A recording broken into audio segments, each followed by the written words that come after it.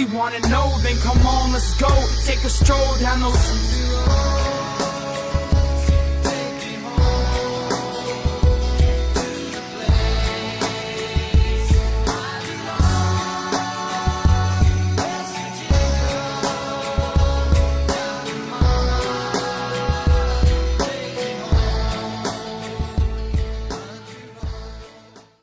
What's happening, everybody?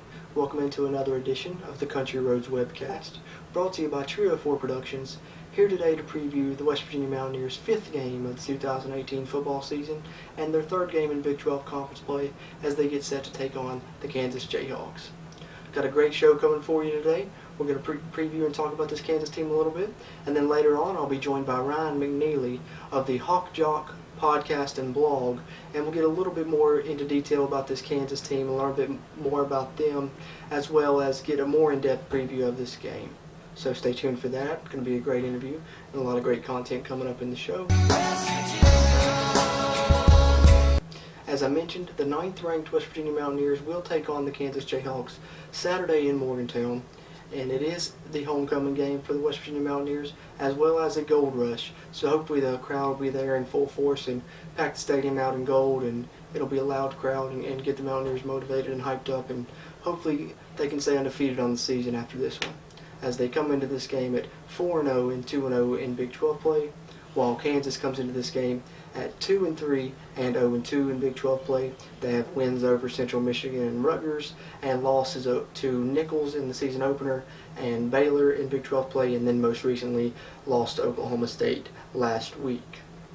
As far as the coaches you can expect to see on the Kansas sideline, their head coach is still David Beatty, who's now in his 4th season. Their offensive coordinator is Doug Meacham, and their defensive coordinator is Clint Bowen.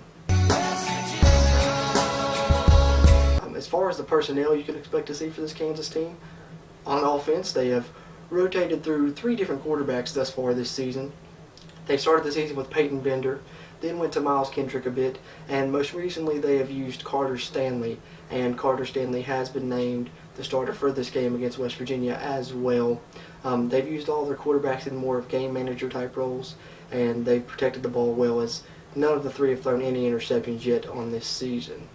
One of the main receivers they'll be looking to throw the ball to is their playmaking wide receiver Steven Sims, who is now a senior and currently sits in the top 5 in most of the career receiving statistical categories there at Kansas. So he's had a good career, and they've been trying to get him more involved, especially last week, as he had his best game of the season against Oklahoma State last week. So he's the receiver they'll most look to go to. But their biggest playmaker and the star of this Kansas football team is a true freshman in running back Puka Williams. And Puka Williams currently leads the Big 12 in rushing, averaging 119 yards per game, tops in the Big 12, also averaging 7.9 yards per carry. So he's very explosive. He's one of the better running backs West Virginia will see all season, and also one of the fastest, and he's a very impressive player for them as a true freshman. He is the first player in FBS history to have 4 consecutive games with at least a 40-yard run or longer. And he's had an 80-yard run in there as well. So a lot of those runs, he can burst for some big plays and make guys miss, and he's got a lot of speed. And I believe 3 out of those 4 runs have gone for a touchdown. So watch out for Puka Williams in this one. He's also the all-time leading rusher for a Kansas player through 4 games, has even more rushing yards through his first 4 career games than Gale Sayers had, and he was a very impressive player, Hall of Famer. So Puka Williams is going to have a really good career for Kansas, and he's the guy to most look out for when this Kansas offense is on the field, and who they'll be looking to get the ball to most. As far as the Kansas defense, so far this year they've been a very ball-hawking defense, as they currently lead the entire country in turnovers forced, as well as turnover margin. They lead the country in both of those categories. They've had a lot of players get interceptions this year. They've had 3 of those interceptions returned for touchdowns, so they've really greatly improved. I think they ranked 127th in the country last season, and they're now ranking 1st in the country, so it's really something they've put a lot of focus on, is forcing turnovers, and hopefully Mountaineers can avoid some of those mistakes that Kansas has caused other teams to do. They forced Central Michigan and Rutgers both into 6 turnovers in each of those wins. So in the games where they've been able to force a lot of turnovers, they've led to wins. The main players to look out for in that Kansas defense is senior linebacker Joe Deneen, who currently leads the Big 12 as well as the country in solo tackles. So he's usually a guy that's all over the field and racks up a lot of tackles and has throughout his career there at Kansas, as well as junior safety Mike Lee, who's proven to be a playmaker for them.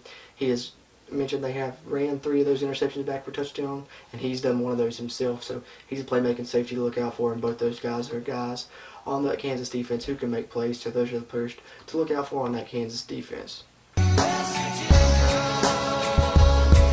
As far as the matchups in this game between West Virginia and Kansas, you have a couple strength-on-strength matchups. As I mentioned, Kansas' strength on offense thus far this season has been the run game, especially behind Puka Williams. And I think West Virginia fans will remember last year giving up a lot to Kansas in the run game. Kansas ran for over 300 yards on West Virginia, behind 291 yards from Khalil Herbert, which is the most yards a West Virginia defense has ever given up to a single player. And it's impressive because he's actually lost a lot of his playing time to Puka Williams. So West Virginia will definitely have to contain Puka Williams in this game. And Khalil Herbert's still there, and he will get some carries as well in this one. And you may even see them in the backfield together in some 2-back sets. So West Virginia will have to watch for misdirection on that one. And either one of those guys can hurt them, as evidenced last year by Herbert's performance and by Puka Williams' his performance thus far this year. And you know, the West Virginia Mountaineer defense has improved a lot against the run this season. A lot of that credit goes to the defensive line.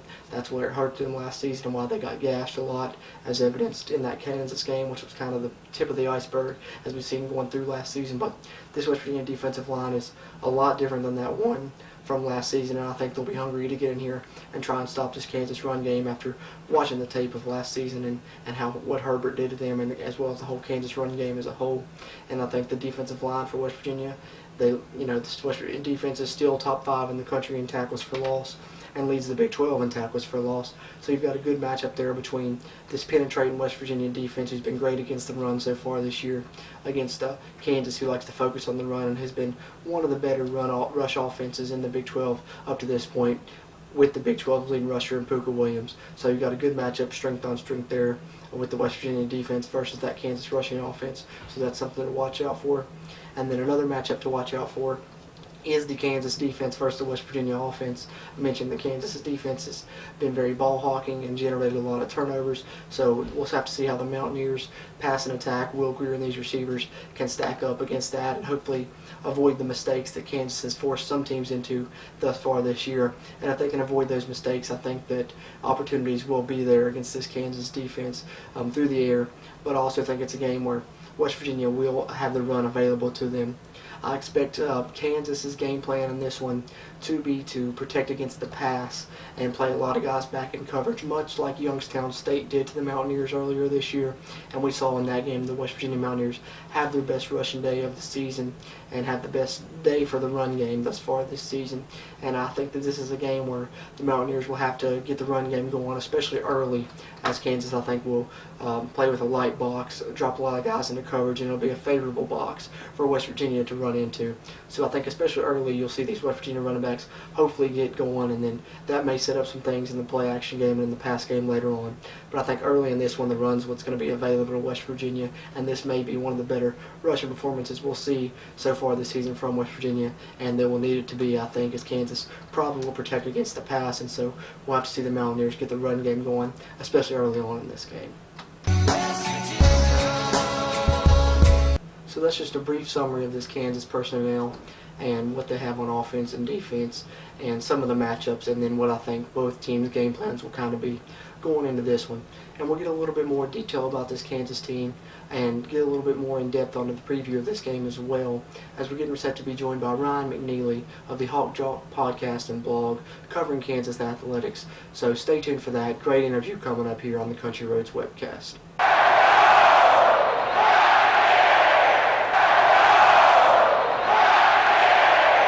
Alright, as promised here on the Country Roads Webcast, we're joined by Ryne McNeely, who covers Kansas athletics for the HawkJock podcast and blog. And I really appreciate you coming on tonight, Ryne. How you doing, man? I'm doing well. Thanks for having me. I look forward to it. Absolutely. So no further ado, let's get right into it. And where else to start than the elephant in the room usually when you talk about Kansas football here the past couple of years, and it's been the job status of head coach David Beatty there. I know when Jeff Long was brought in as athletic director, a lot of people felt like David Beatty's days may be numbered there at Kansas, and a lot of that talk kind of calmed down though after the 2 back-to-back wins over FBS programs earlier in the season over Central Michigan and Rutgers. And David Beatty's also a coach that's well liked and respected by other coaches throughout the conference and really around the coaching profession in general. And still yet, despite that and despite those wins, it seems as if having a new athletic director has people thinking Jeff Long may want to bring in his own hire and change up the position regardless, and Beatty's job status is very much still up in the air. Would you say that's the case? And where's the Jayhawk fan base's stance on that, on the debate of keeping Beatty or moving on? I don't know if his job is actually still up in the air. I really think that Jeff Long's going to make a move no matter what.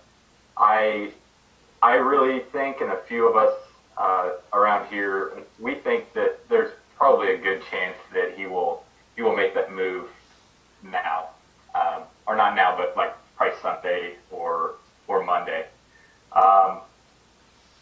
But a lot of the Jayhawk fan base is about done with him.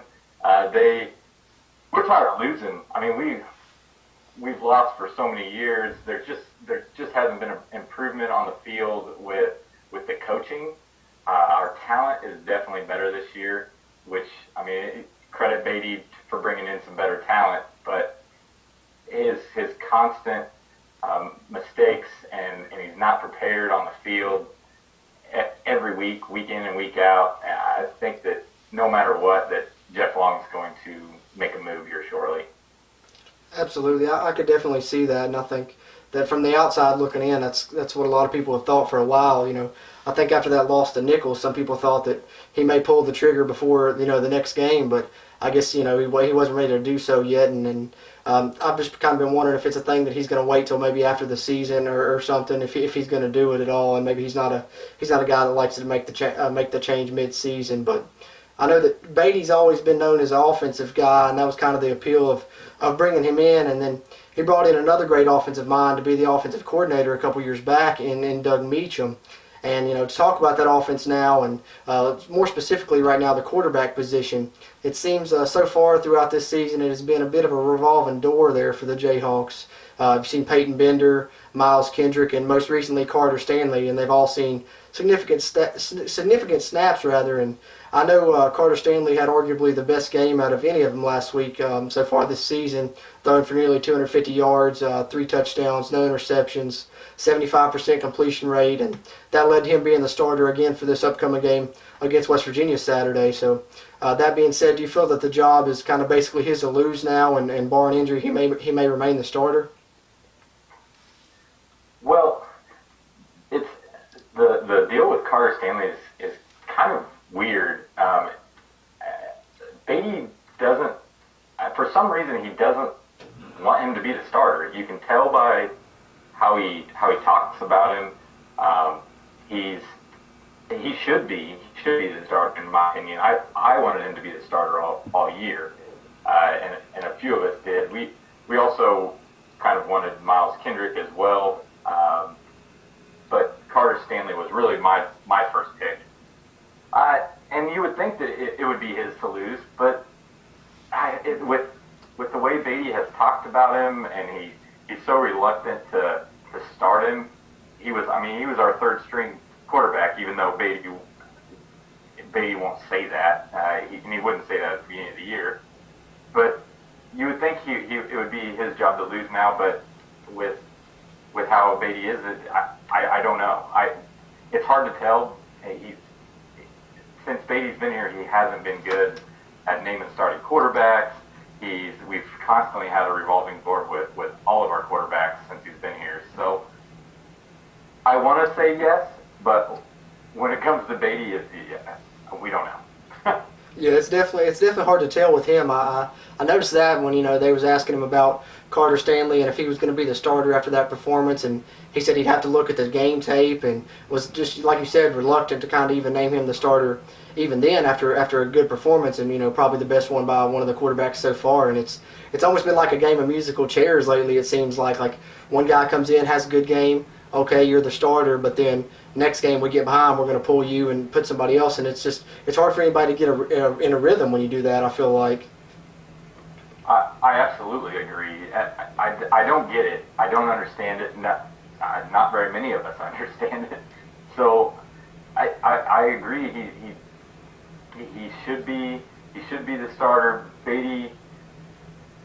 But knowing Beatty, he'll pull him out in the second quarter for a couple of series, no matter if he's doing good or bad, and put somebody else in. So I really just don't know at this point anymore. It's hard to tell, that's for sure. And I know, speaking of the quarterbacks, though, that seems like all of them have kind of done a good job of taking care of the ball thus far this season. And I think, from an outside perspective looking in, it looks as if that's mainly because they've been using the quarterbacks more as game managers and kind of not really opened up the offense and let them throw downfield and just kind of played it safe with them. And up until last week anyway, when they kind of let Carter Stanley do a little more, it seemed like, and open it up with some more passes and more passes downfield as well. And do you think early on they were sort of playing it safe because they didn't feel comfortable with anyone, and now maybe they're kind of settled on Stanley and, trusting him to, and they're going to continue to open up the passing offense more going forward, or are they still kind of just going to keep going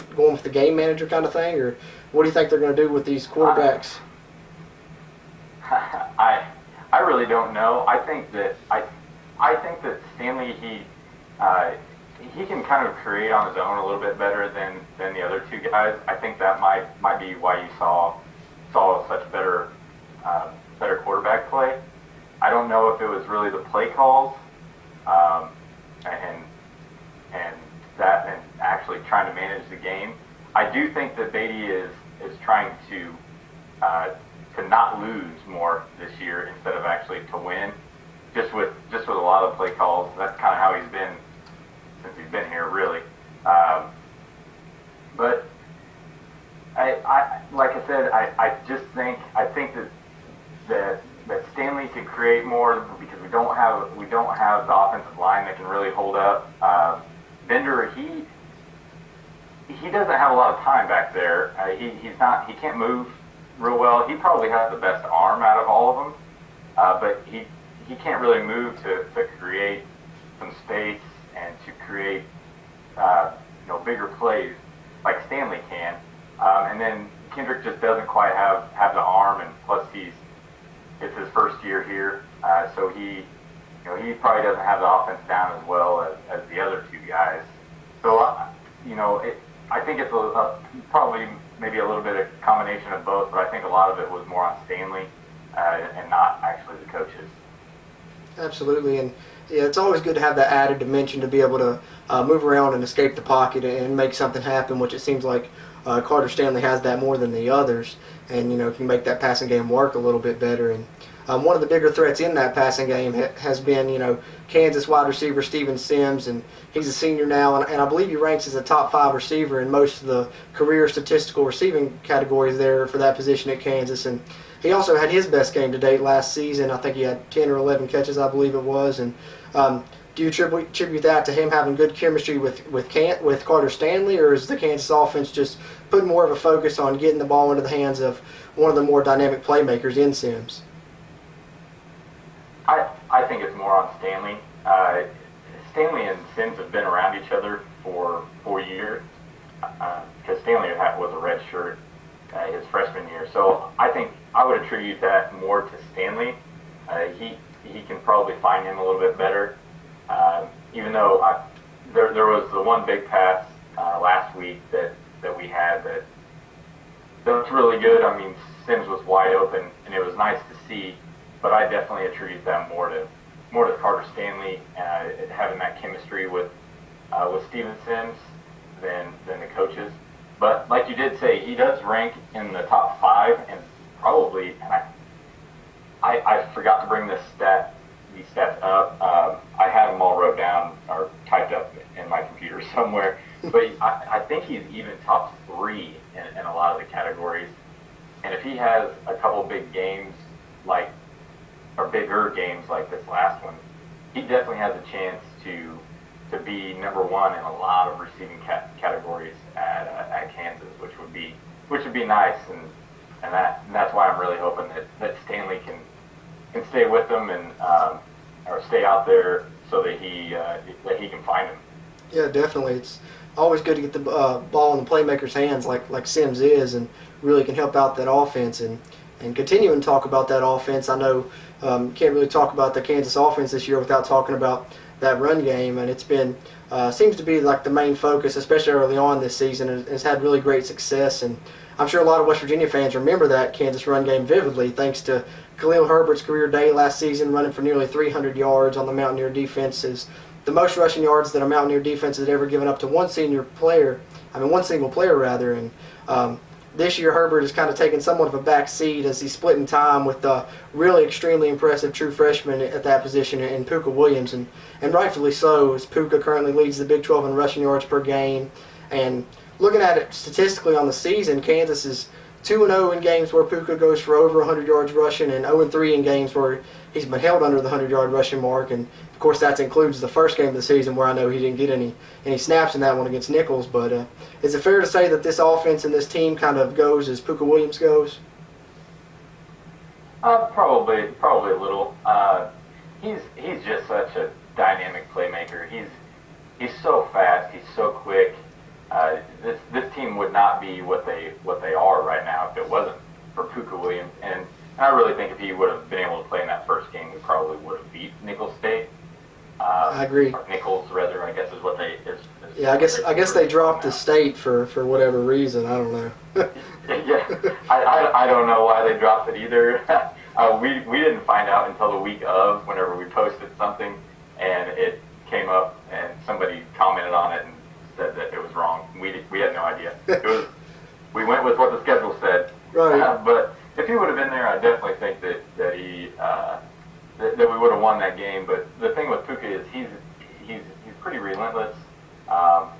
You might see him, and I believe that West Virginia's rush defense is pretty good, right? I think they're ranked pretty high up. They're I think they're top 20 in the country rush defense, and they definitely improved over what they were last year. With the defensive line playing better, so that's probably going to be one of the better matchups, I think, in this one. Absolutely. I don't think you're going to see anything like you saw last year with Herbert. We're not going to have almost a 300-yard rusher. I don't see us even having 300 yards rushing total in the game between all three of our running backs. Right. I think a lot of that last year had a lot to do with West Virginia probably playing the pass a little bit more, because Bender had a good game the game before West Virginia last year. So I'm thinking they probably game planned around that, and then all of a sudden we decided we wanted to run the ball, which is something that we didn't do very often last year. But the thing with Puka is West Virginia, just like Oklahoma State, they'll probably shut him down a lot of the game. He'll have 2, 3, 4 yard runs here and there. But the thing with him being such a dynamic playmaker, he's almost bound to always have one big rush, and it's going to be something pretty impressive. And that's where he's going to get a lot of his yards, which is what he did this last game. He had a 70-yard run, and he still finished with less than 100 yards. But that's the thing with him, and it's definitely more of a win than an if for him whenever he breaks something like that. But we probably won't even get to 200 yards rushing against West Virginia this year with how much bigger their D line is than our O line. Yeah, the defensive line of West Virginia is definitely much improved, and I think that they'll be keen on that run after what happened last year, and especially knowing what Kansas has in Puka Williams. And I think he's a really good player there and going to be really good going forward in the future there. And speaking of being good so far this season and flipping over to the Kansas defense, they currently lead the country in turnover margin, and they've also forced more turnovers than anyone else in the country in general. So, I mean, on the surface, it definitely appears that this Jayhawk defense is much improved, or at least more opportunistic. And would you agree with that assessment? And what do you think has led to such a great increase in their ability to force more turnovers this season? Oh, I definitely agree. We are, defense is better than it has been in the past. I would attribute a lot of that to our secondary is a little bit older this year. Our linebacking core is a little bit older. I mean, we do have Ko Harris, which he was the 4-star cornerback out of Louisiana. Him and Puka were both out of Louisiana. But I think a lot of it this year, just because a lot of them are a little bit older, a little bit more experienced. What I'm noticing is they're in the right places this year. They're not caught out of position as often, and I don't know if that all has to do with coaching. I'm sure that it does. We do have a couple of different defensive coaches on that side than we have in the past, but I would mainly attribute it to them just being in the right places, kind of at the right time. A lot of it, and all those interceptions that we had. We played two pretty inexperienced quarterbacks. I think I just said quarterbacks, and I think a lot of they didn't know how to run an offense. Nothing like Will Grier does. That's going to be a big difference. He's arguably one of the best in the country, let alone the Big 12. So on Sunday we have to make sure that we continue to be in those right positions. But a lot of it has to do with just being there, being older. But we are definitely better than we have been in the past. Absolutely, I would agree with that assessment for sure. I think that they've looked improved this season, and not just in creating turnovers, but in getting some stops as well in general. And getting more into this upcoming matchup specifically, as I previously mentioned, Kansas has the Big 12's leading rusher in Puka Williams, and what has arguably been one of the better rushing offenses in the whole Big 12 as well, going up against the West Virginia defense that currently leads the conference in scoring defense and also tackles for loss, where they actually rank top 3 in the country so far. That being said, it's kind of a matchup of strength on strength there. Which of those units do you think gives in this matchup Saturday? The Kansas side, all the way. I don't think that Kansas really has a chance in this game. So, we still have a long ways to go. It doesn't matter if what part or what units are good on each side.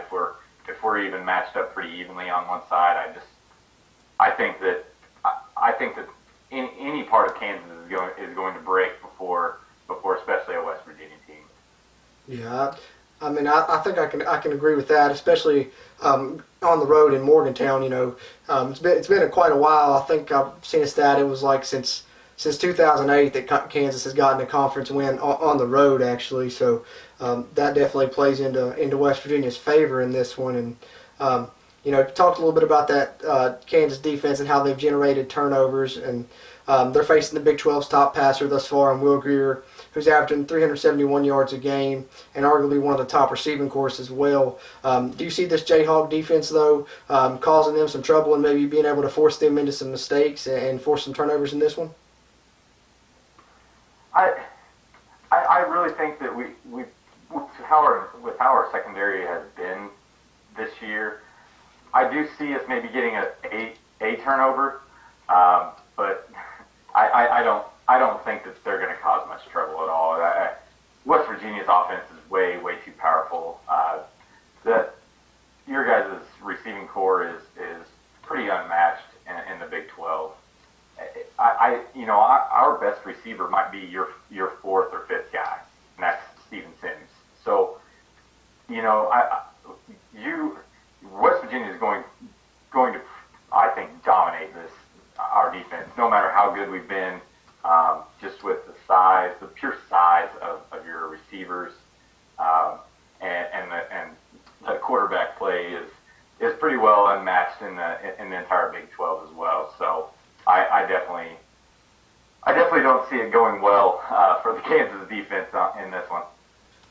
I could see that for sure, and I think I was talking a little bit earlier that I think that it may come down to, at least early, West Virginia have to probably get the run game going, because I think that, people know about the West Virginia pass offense, and it's not going to sneak up on Kansas. They're probably going to play against that pass and drop a lot of guys into coverage. So it may leave a favorable box, at least early on, and a light box for West Virginia to be able to run into. So hopefully they can get the run game going a little bit in this one, because they haven't really shown too much good stuff in the run game up to this point in the season, except for one game, and that was against Youngstown State. So, as a West Virginia fan side of things, I think that getting the run game going would definitely be a big plus in this one, as people are going to really start defending against the pass, and if West Virginia can't get the run going, that's going to be a problem going forward, I believe.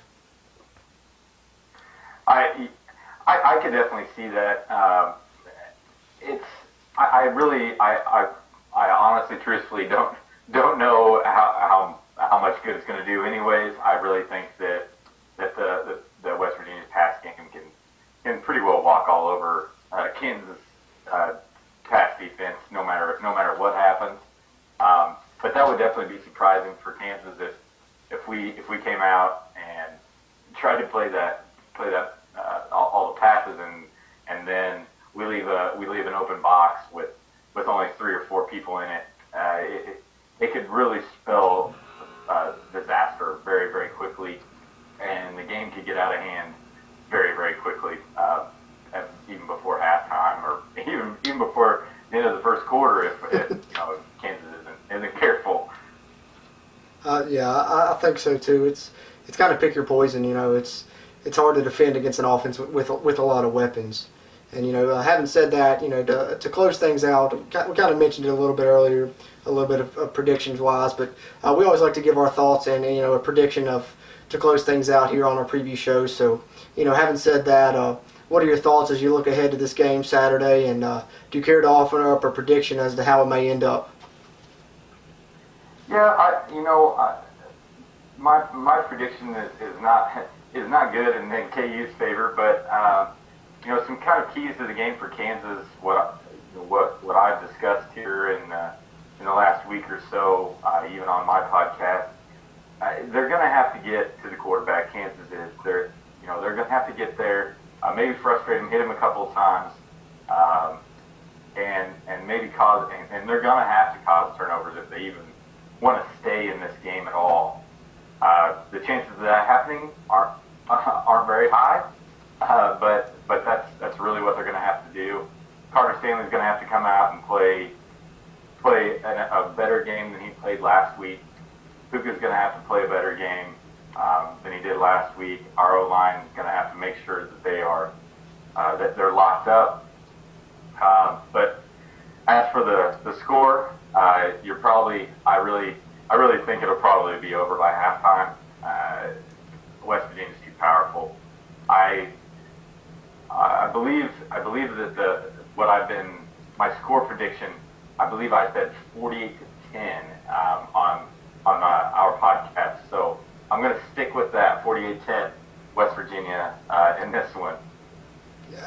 Yeah, I could definitely see that, and I've kind of struggled with my prediction on this one, because I don't know how West Virginia's defense is going to hold up against Kansas's offense. I thought that they would hold them down a lot last season, and then Kansas scored, I think, 34 points in the game. So it's really kind of dependent on West Virginia's defense for me in this one, and I think that as far as the key for Kansas, they're going to have to get the pass game going, because I think West Virginia is going to really key on the run, knowing about Puka Williams, and then after what happened last year. So I think it's going to be a lot in Carter Stanley's hands in this one.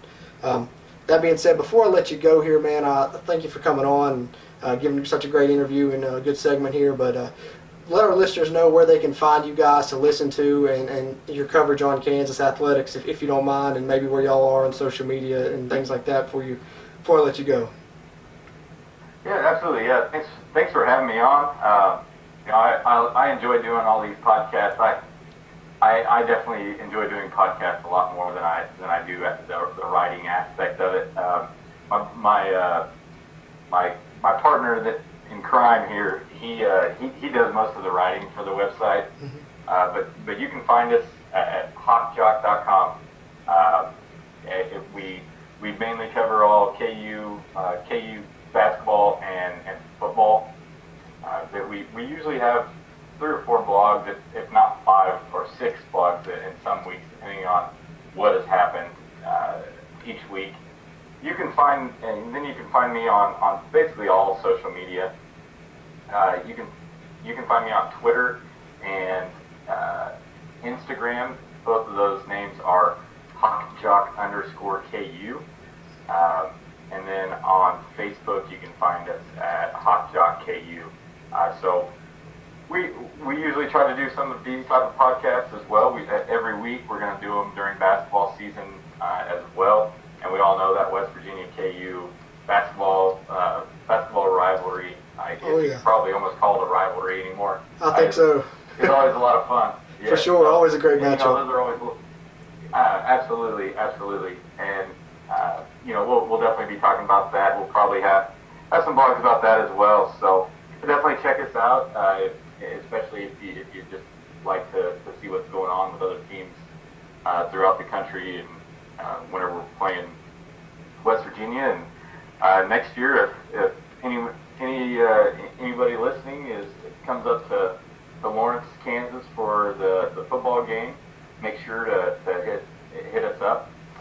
We have a tailgate. They're usually 11 a.m. games, so we're usually making breakfast.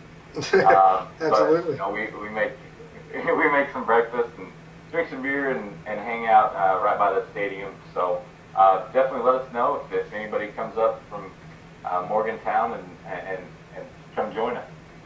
Yeah, for sure. Can't go wrong there. That sounds great, man. And hopefully our listeners will check you guys out. And really great interview with you, and I really appreciate you coming on the show, Ryne. Yeah, not a problem. Thank you. It was a lot of fun. All right, so really great interview there with Ryan of the HawkJock podcast, covering Kansas athletics and getting more insight into that Kansas program and a little bit more deeper into our preview of this game. And really appreciate him for coming on. And be sure and check out their podcast if you haven't already, and check out their website, HawkJock.com, as well, as he stated in the interview there, as they do a great job covering Kansas football and Kansas basketball as well. That being said, let's get into my X factor of this game and my predictions for this game. My X factor for this game is David Long. I know it sounds kind of crazy to call David Long an X factor because he's a player that you definitely wouldn't think would be an X factor, somebody everybody knows about, but he's my X factor for the simple fact that, as I mentioned earlier, Kansas had the big day running the ball last year, but David Long was not in that game. So I think he's going to be very motivated in this game, especially having to watch that film against Kansas last year, I'm sure, and knowing that he couldn't be a part of there and get in there and get some stops. Last week against Texas Tech, he had 15 tackles, and I wouldn't be surprised at all to see him get near that many again this game. He's had about double-digit tackles every game, and I think that trend will continue as Kansas will try and run the ball a lot and possess it and control the game and limit West Virginia's offensive possessions. And I think David Long's a big key into putting that Kansas offense behind the chains by getting in the backfield and making some tackles on that run game and limiting their opportunities to control the ball and get in that Kansas offense off the field so that they can't limit West Virginia's offensive possessions as well as they'd like to. So David Long's my X factor in this one. Now for my prediction. It's that time. It's prediction time. As far as my prediction for this game, as I mentioned in the interview with Ryan, Kansas scored more points than I figured they would last year, but I also think this West Virginia team's going to come into this game motivated. I feel like the coaches have been on them all week after that poor second half performance against Texas Tech last week where the offense was held scoreless. So I think this offense is going to come out with some fire and hungry, and I think they're going to score some points in this one. And I think the defense will do a good job stopping the Kansas run game. But as I mentioned, Puka Williams is a good player, and he'll probably bust at least one run in this one.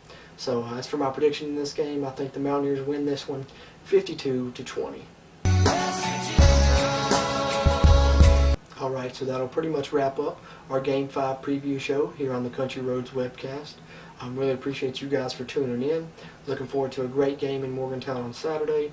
It is homecoming, and it is a gold rush, so hopefully that stadium's packed out and decked out in gold and loud and really motivates this team. And hopefully they can continue being unbeaten on this season overall and unbeaten in Big 12 play and they're going to be in gold as well. So true gold rush for the crowd and for the team, and really looking forward to it on Saturday in Morgantown. That being said, this has been the Country Roads Webcast, brought to you by Trio 4 Productions. As always, I'm your host, Jordan Cruz. Until next time, let's go Mountaineers. Are you ready to fight?